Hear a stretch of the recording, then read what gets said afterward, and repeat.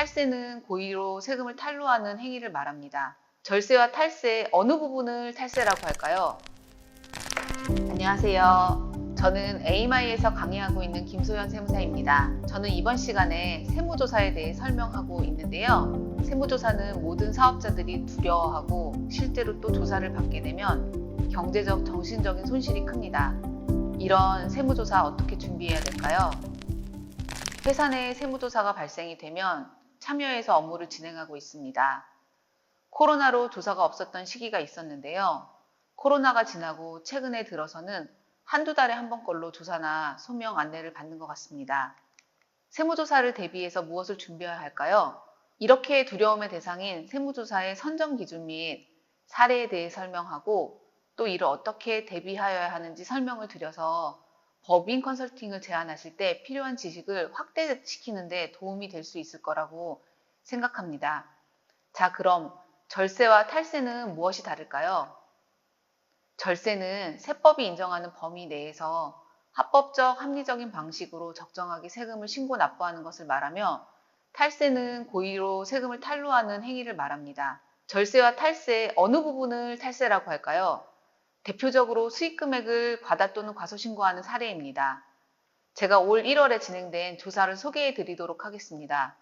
최근 기획조사로 코로나 호황업종에 대한 조사가 진행되고 있습니다. 펜션업이 그중 하나입니다. 외국에 나가지 못한 분들이 많이 이용했기 때문이라고 생각이 되는데요.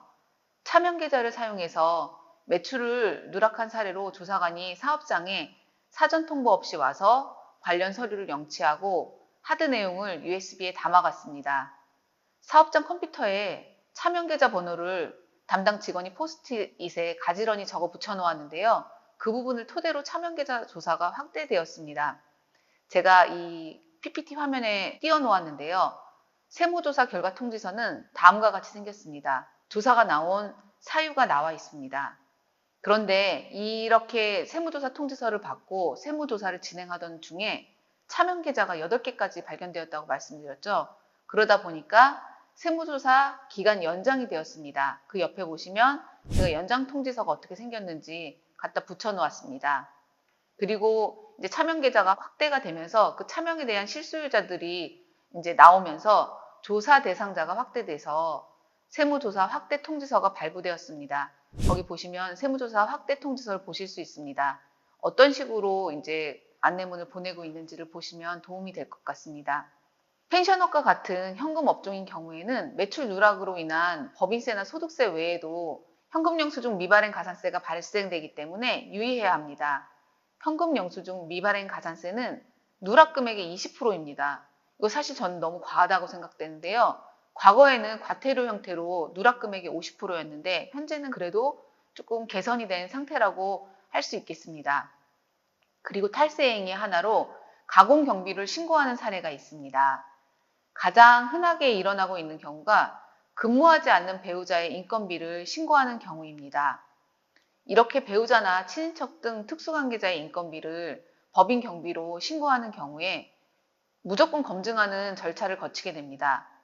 세무조사가 나와서 검증하는 방법으로는 일단 근로계약서를 확인합니다. 근로계약서를 가져오라고 하고 그리고 조직도를 확인합니다. 조직도에 특수관계자가 일을 하고 있는지 어느 직군에 배치가 되어 있는지 확인합니다.